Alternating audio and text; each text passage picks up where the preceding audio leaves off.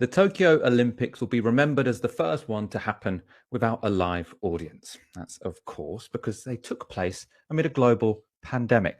Perhaps not unrelated to that pandemic, they'll also be remembered as the first games where athletes frequently spoke about their mental health. That pertains most famously to Simone Biles, who's thought to be the greatest gymnast of all time, pulled out of 4 events citing difficulties with her mental health. She has since announced she will be competing in Tuesday's beam final. As we talked about on the show last week, the decision to withdraw drew criticisms from the likes of Piers Morgan. We won't go into that as we did that last week. You can check that out on our YouTube channel. In terms of opening up about mental health, Biles has now been joined by Adam Peaty. Adam Peaty is probably Britain's most high-profile competitor at these games. He's won 2 golds and a silver in Tokyo. That includes gold in the 100-meter breaststroke, which he also won at the Rio Olympics. After the wins, Peaty announced he would be missing September's International Swimming League, I hadn't heard of it either, to look after his mental health. Like Biles, Peaty also received some flack after announcing the decision. Sharing an article about that move, he tweeted, "Reading some of the comments in response to this is why we have such a stigma around mental well-being in sport. It isn't a normal job. There is a huge amount of pressure. Money does not buy happiness." And then he goes on, "I'm taking a break because I've been going extremely hard for as long as I can remember. I've averaged 2 weeks off a year for the last 7 years. Unfortunately, there are people out there who think they know you more than you know yourself." I should probably add, I mean, other jobs do have lots of pressure. So while I completely back Adam Peaty's decision to take a month off to focus on his mental health, he probably shouldn't justify that by saying that being a sports person is not a normal job, because I would like every worker to be able to take a month off, because all jobs tend to be fairly stressful. But we'll put that to one side for one second. Finally, and perhaps most dramatically, we can go to Raven Saunders. Saunders is an American shot putter who made Tokyo's first podium demonstration after winning silver in her competition. Saunders said the X sign, which you can see her making there, represented the intersection of where all people who are oppressed meet.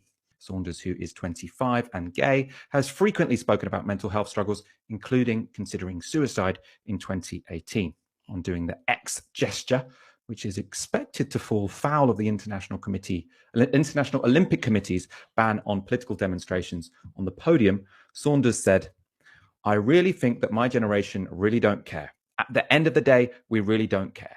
Shout out to all my Black people. Shout out to all my LGBTQ community. Shout out to all my people dealing with mental health. At the end of the day, we understand it's bigger than us and it's bigger than the powers that be. We understand that there's so many people that are looking up to us, that are looking to see if we say something or if we speak up for them."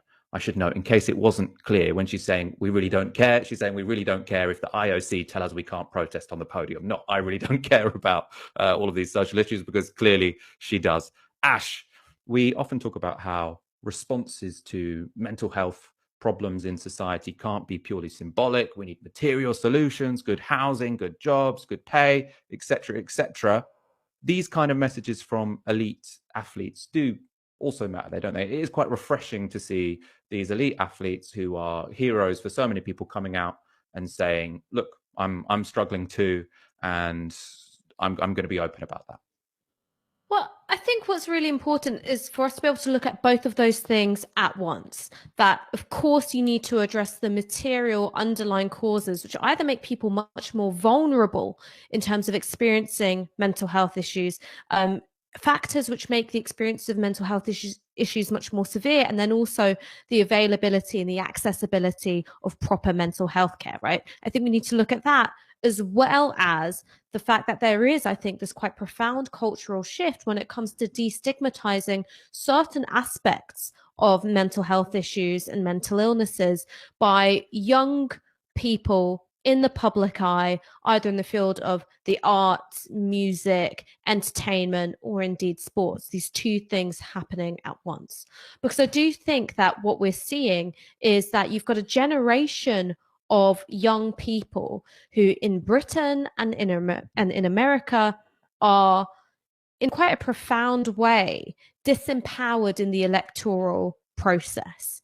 And both of those elected power structures tend to represent, not only in their composition, but also in the representation of interests, older voters who tend to have more socially conservative views, but also are more likely to be financially secure. So looking at rates of home ownership, savings, all of that kind of thing. I'm not saying that every single baby boomer is rich. I'm saying that these things break down along generational lines. Not only is that where young people are dominant, because that's where young people have always been dominant, I think the growth of social media has also shifted power within that realm, because no longer does an athlete like Raven Saunders have to go, well, how do I impress, these really nasty, really reactionary, editors and producers and the people who shape broadcast and print media. You've got a direct line to your following and your fan base because of social media. And you've also got, I think, a kind of shift of power away from broadcast and print media outlets, who now know that they've also got to follow the story as it unfolds on social media. And that, I think, is really powerful when it comes to achieving cultural shifts, changes in norms, values, and viewpoints. So while I think we've got, in many ways, a deepening of all of these factors which have created a mental health crisis for young people, the rise in precarious forms of employment, the decline in stable housing, the fact that we are in a very volatile political situation, the climate emergency on the horizon, all of these things can really fuck with your mental health. You, I think, also have this area in which people feel empowered to speak out and not have to kowtow to the kind of norms which dominated broadcast and print media. And I've said this before, that's why you have people like Piers Morgan ultimately trying to make a name for themselves by being a reactionary backlash against that shift in norms.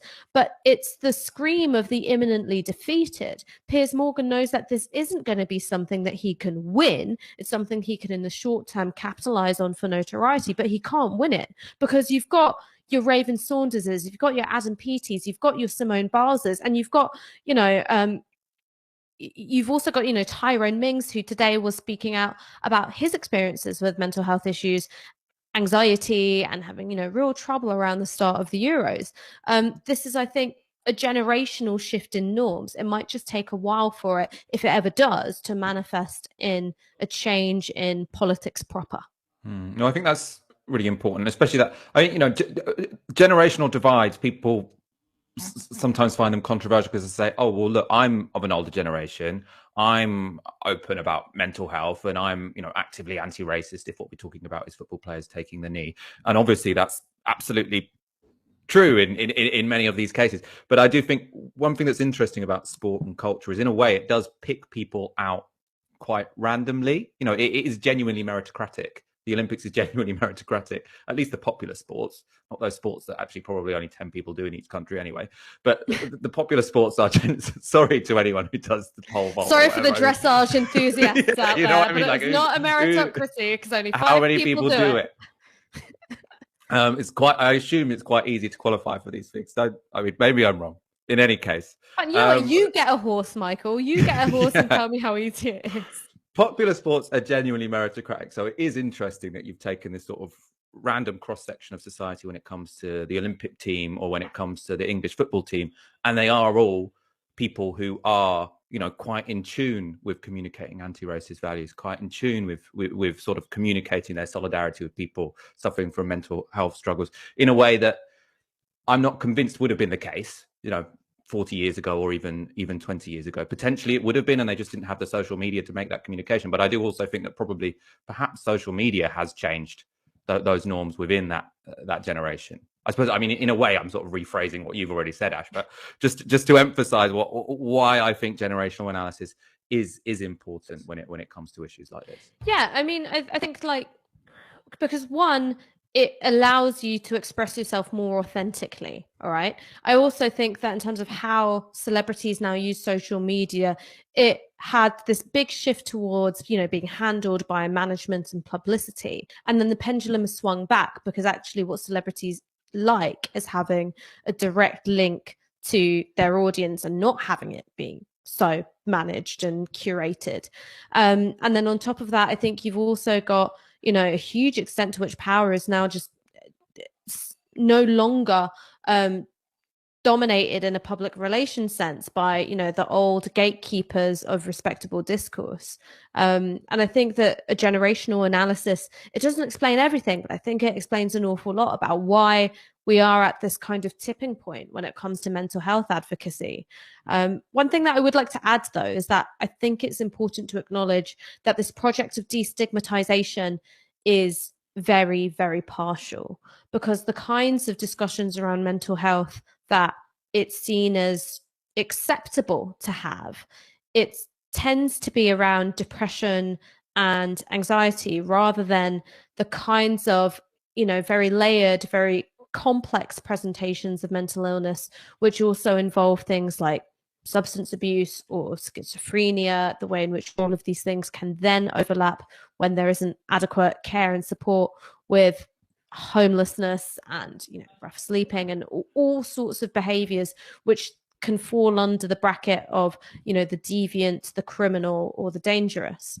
So one of the things that I always say be wary of with celebrity mental health advocacy, the insistence of it's okay not to be okay, is that all of that is happening within certain constraints and certain limits. So if what you want to do is have a conversation about how do you support people in their experiences of mental health crises, thinking about what it is that's being asked for by celebrities, which is a more hospitable and less stigmatized environment, that's only one part of what needs to be there. There's this whole other realm of, I think, quite complicated institutions and support structures which need to be in place to catch those people who have those kinds of experiences with mental health which you don't see reflected in celebrities.